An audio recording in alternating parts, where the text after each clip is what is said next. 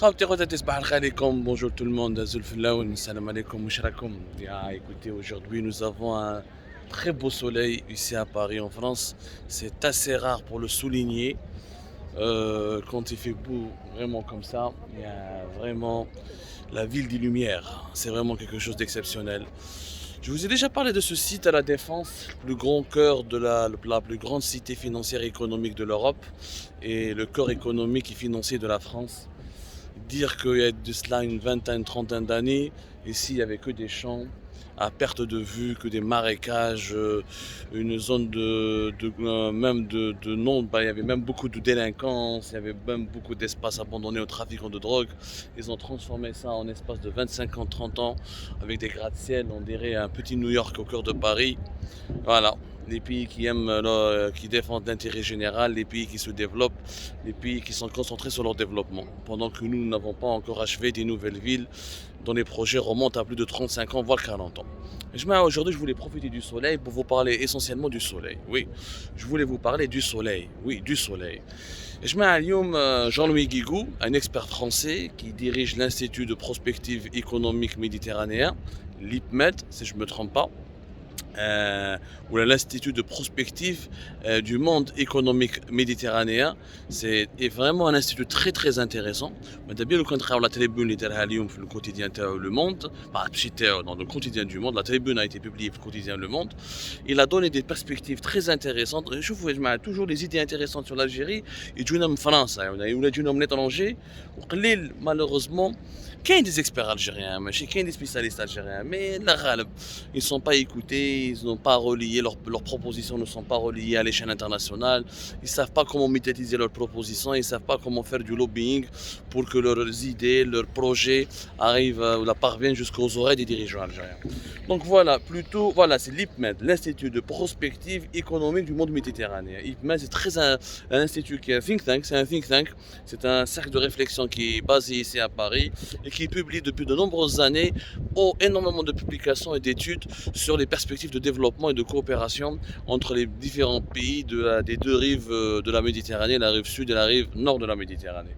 Jean-Louis Guigou est un très bon connaisseur de l'Algérie, mais Jean-Louis Guigou est un expert, professeur à l'école, à l'Institut la grande école française Sciences Po, mais il est aussi l'époux plutôt. Sa femme c'est Isabelle Guigou, la première ministre femme française de la justice en 1997. C'est la première femme française qui a pu diriger un secteur régalien, à savoir le secteur de la justice. Jean-Louis Guigou a donné une idée très intéressante parce que vous avez été très nombreuses et nombreux à nous écrire depuis hier, lorsqu'on a parlé du scandale dans les gisements des hydrocarbures, notamment les gisements du gaz algérien, comment ils sont saccagés, comment ils sont détruits, comment un crime économique et un crime écologique va se produire dans notre pays à cause de l'accord gazier qui a été signé le 11 avril dernier entre Eni, la compagnie italienne des hydrocarbures, et Sonatrach.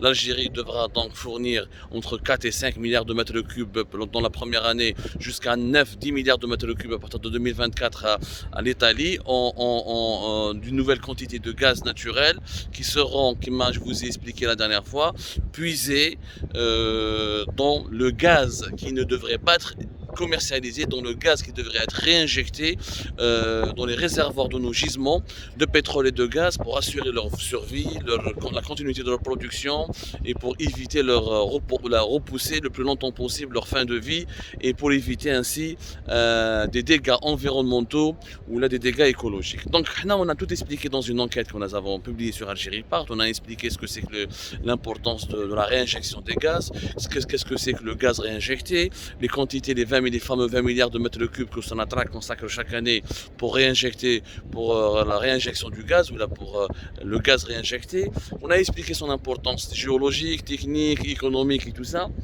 Vous avez été très nombreux et nombreux à réagir avec cette émission, à la partager.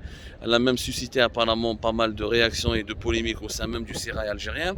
Je voulais vous parler et attirer votre attention sur une chose. Je voulais profiter de ce soleil, j'ai eu cette idée et j'avais lu avec beaucoup d'intention la tribune de Jean-Louis Guigou dans les colonnes du quotidien Le Monde, où il dit les Algériens et les Algériens, pourquoi on n'est pas conscient de cette vérité? Comme l'Algérie peut devenir la pile électrique de l'Europe. Nous avons le taux d'ensoleillement le plus puissant du monde. Nous avons l'un des déserts les plus vastes du monde. Nous avons l'un des climats les plus ensoleillés du monde.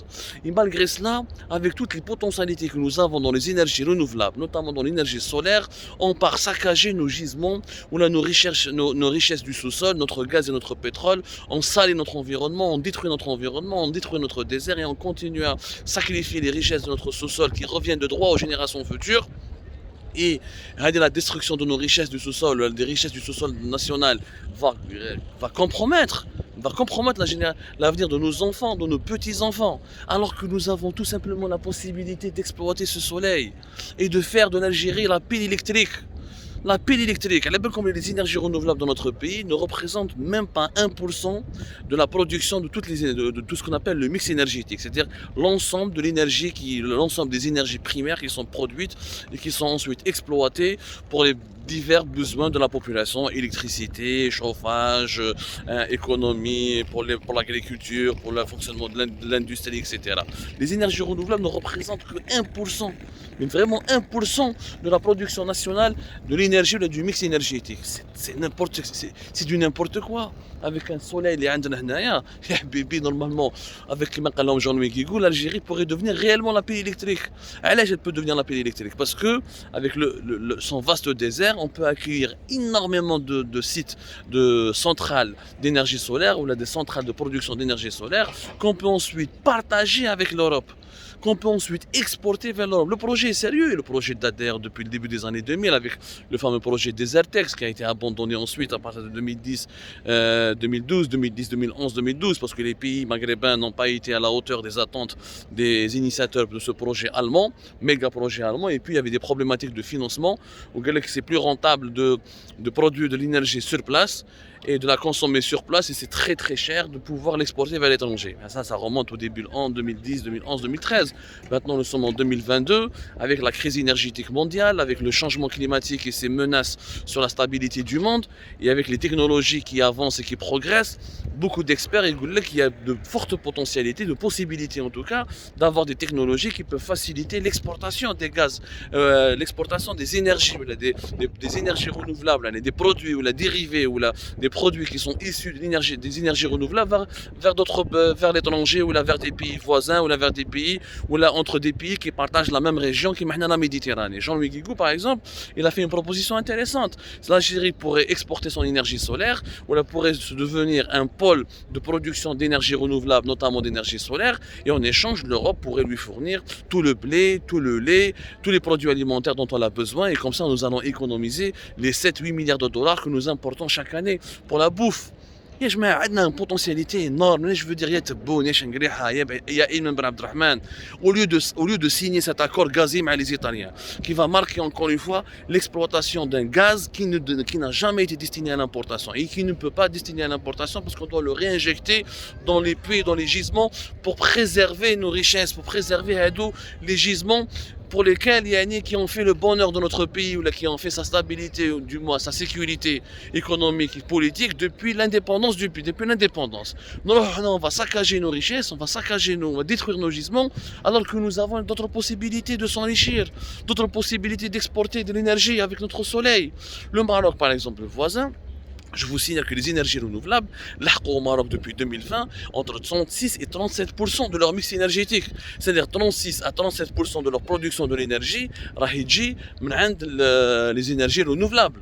C'est pas encore suffisant, puisque le Maroc, avec la production, c'est différent de la consommation. Même s'il produit, dont 36 à 37% de l'énergie qui est produite vient des énergies renouvelables, notamment du solaire et de l'éolien, les énergies renouvelables, le solaire d'ailleurs, on va faire une émission prochainement en comparaison avec le Maroc pour que l'Algérie ne refasse pas les mêmes erreurs du Maroc parce que le Maroc en ce moment, même s'il a percé un petit peu les énergies renouvelables, ses objectifs, il a échoué. D'ailleurs, au Maroc par exemple, uniquement les énergies renouvelables répondent uniquement à 10% des besoins énergétiques du pays.